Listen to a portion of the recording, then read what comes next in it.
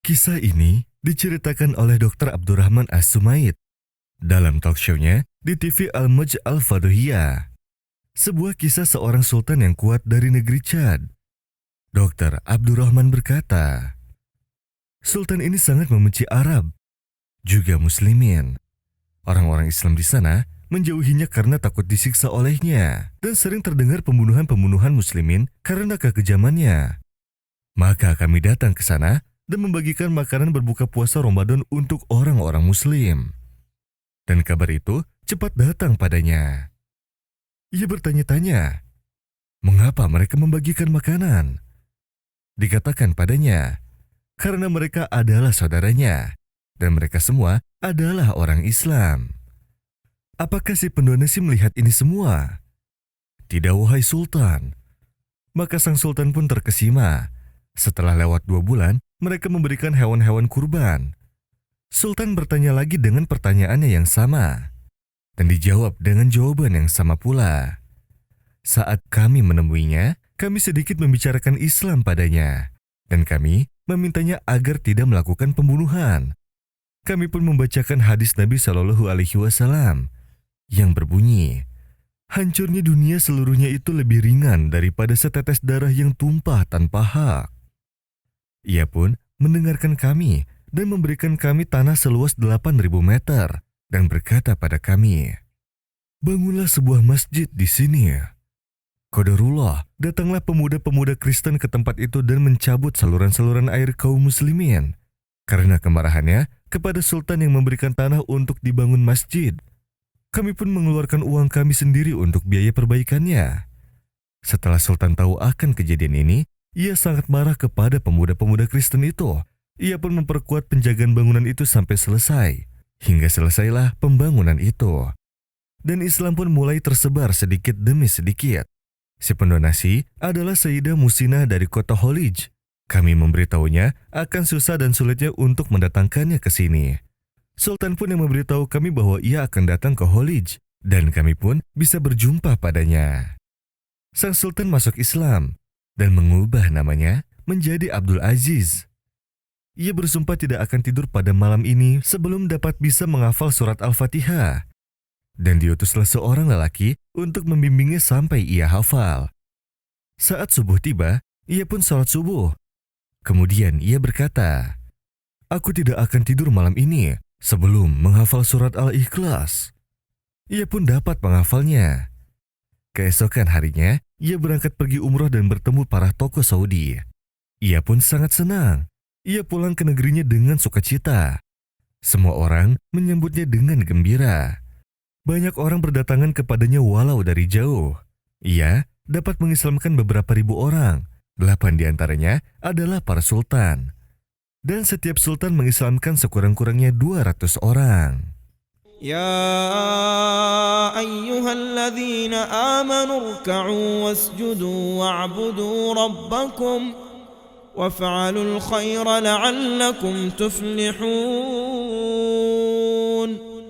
وجاهدوا في الله حق جهاده هو اجتباكم وما جعل عليكم في الدين من حرج ملة أبيكم إبراهيم هو سماكم المسلمين من قبل وفي هذا ليكون الرسول شهيدا عليكم وتكونوا شهداء على الناس فأقيموا الصلاة وآتوا الزكاة واعتصموا بالله هو مولاكم فنعم المولى ونعم النصير.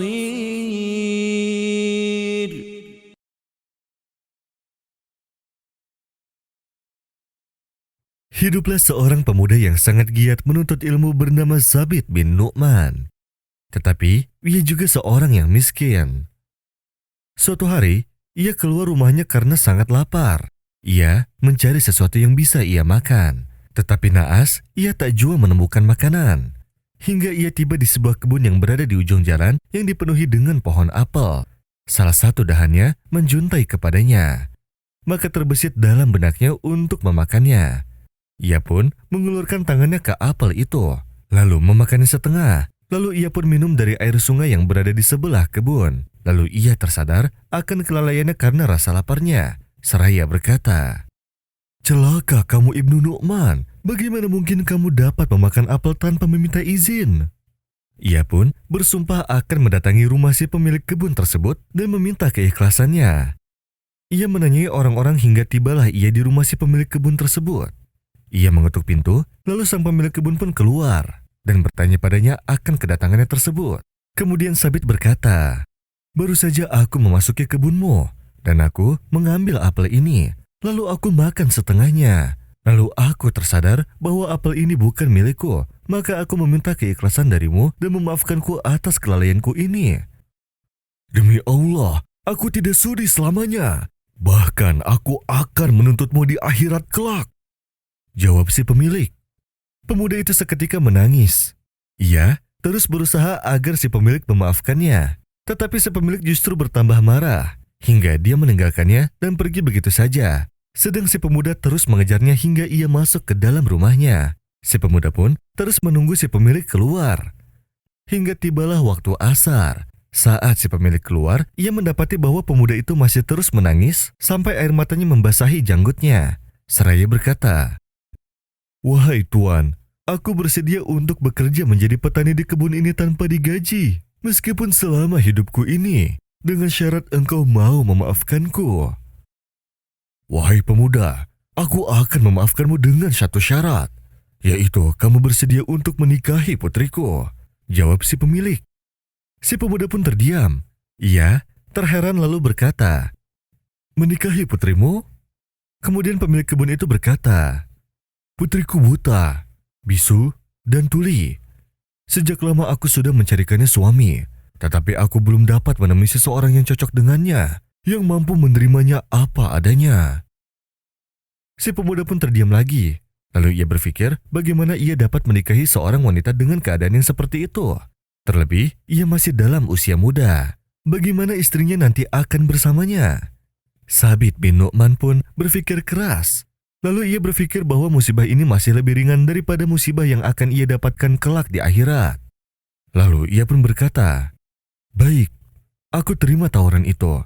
Aku berdoa kepada Allah Subhanahu wa Ta'ala agar selalu melindungi kami." Pemilik kebun itu pun berkata, "Baik, kutunggu kedatanganmu hari Kamis untuk acara walimahnya dan aku yang akan menanggung semuanya."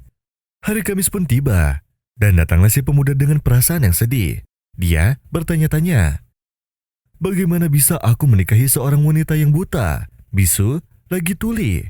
Ia pun bertawakal kepada Allah, seraya berkata, "La haula wala quwata illa billah."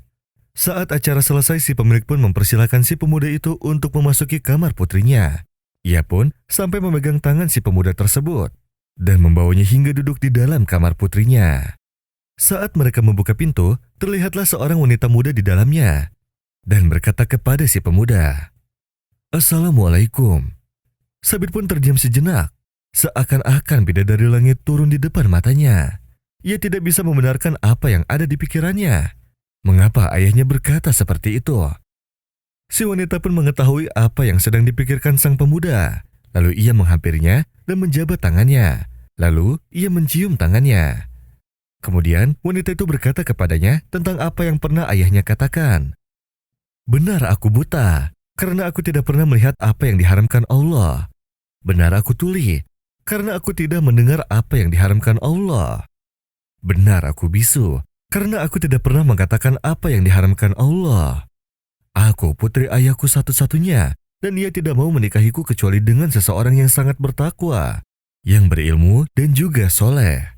Saat engkau datang kepada ayahku hanya untuk sebuah apel, ayahku berkata, sesungguhnya orang yang takut kepada Allah karena sebuah apel akan lebih takut kepada Allah karena istrinya. Setahun berlalu, maka lahirlah dari rahim wanita itu seorang laki-laki yang menjadi pemimpin umat ini. Ia adalah Imam Abu Hanifah An-Nu'man, imam mazhab fikih yang masyhur. وَمَنْ يَتَّقِ اللَّهَ يَجْعَلْ لَهُ مَخْرَجًا وَيَرْزُقْهُ مِنْ حَيْثُ لَا يَحْتَسِبُ ومن يتوكل على الله فهو حسبه إن الله بالغ أمره قد جعل الله لكل شيء قدرا